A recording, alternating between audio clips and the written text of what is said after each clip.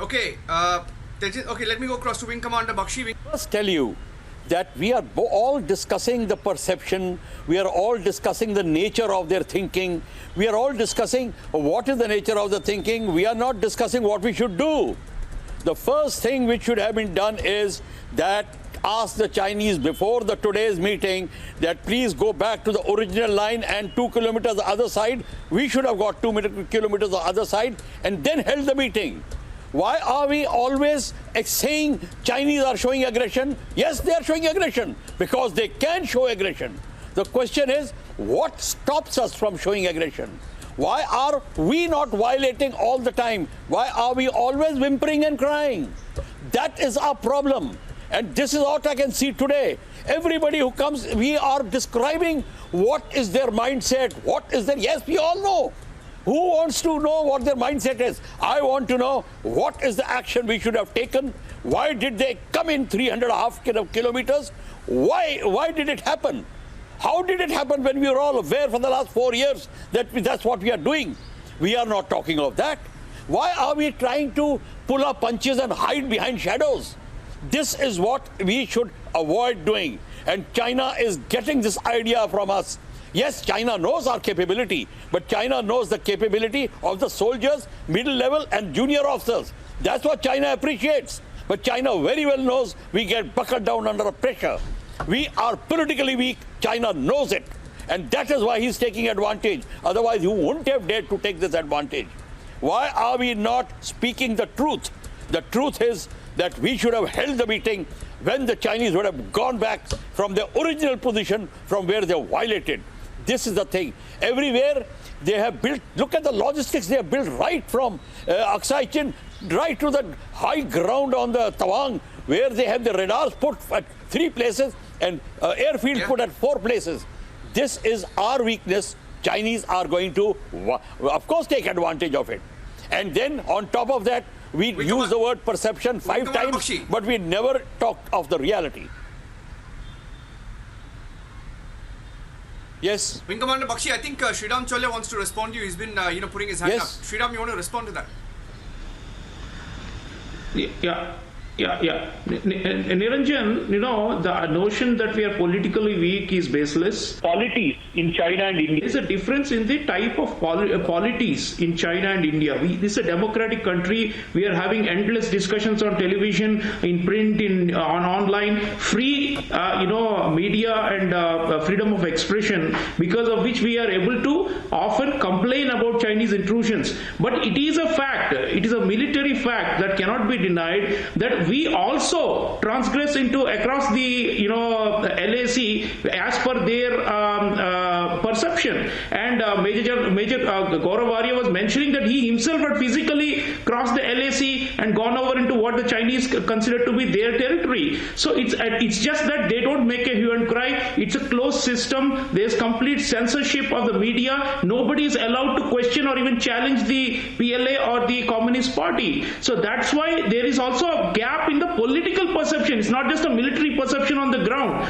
The difference is that on their side, nobody can critique their government for being weak or for caving in. But the fact is that sometimes we cross over and enter their areas too. And in fact, I would say, going back to earlier point that Manjit was making, that what can we do on our side? We can also intrude, and we do it from time to time, if necessary, due to perception, or if necessary as a tit for tat.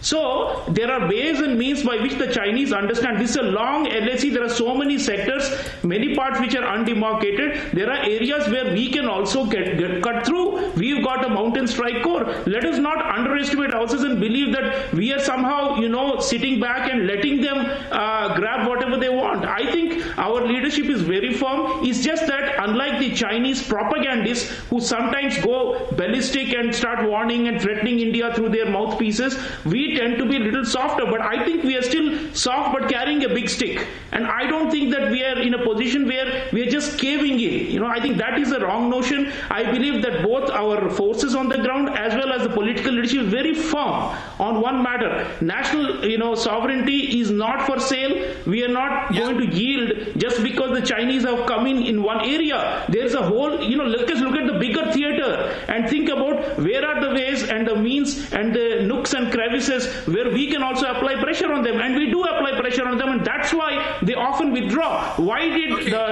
Depsang matter get resolved? Why did Doklam get resolved? Because everywhere they know we have a counter force. It's not just their force that we are absorbing. Sriram Chaule, if I may ask you this question with regards to diplomacy. All eyes were essentially on what's happening on the ground, the military level talks, but almost every expert, every military expert has basically pointed towards one direction, that it can't be single-handed. It will be coupled with diplomacy. It will be the political will at the end of the day. Yeah, that's right, Shravan. Especially with a country like China. Yeah, that's right, Shravan. Especially with a country like China, it's a very hierarchical system where, everybody looks up to the big boss at the top, Xi Jinping. And Xi Jinping, not only president of the People's Republic and the head of the Communist Party, but also he heads the Central Military Commission, which is the overarching, leadership structure for the People's Liberation Army, Navy, and Air Force. So in that sense, there is a total control of the party over the military. And whenever there is any dissent between commanders with the top leadership, they are also purged in the name of corruption or other misdemeanors.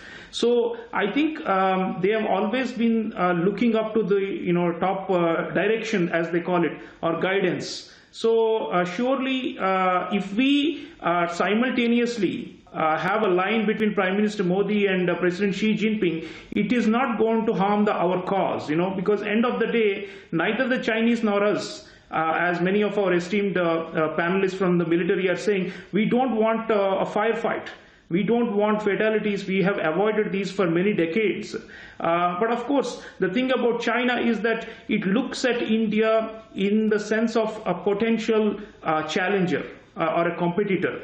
We are not enemies, but definitely there is this sense that India could rise and eventually challenge Chinese hegemony in the Indo-Pacific and in the Asia as a whole.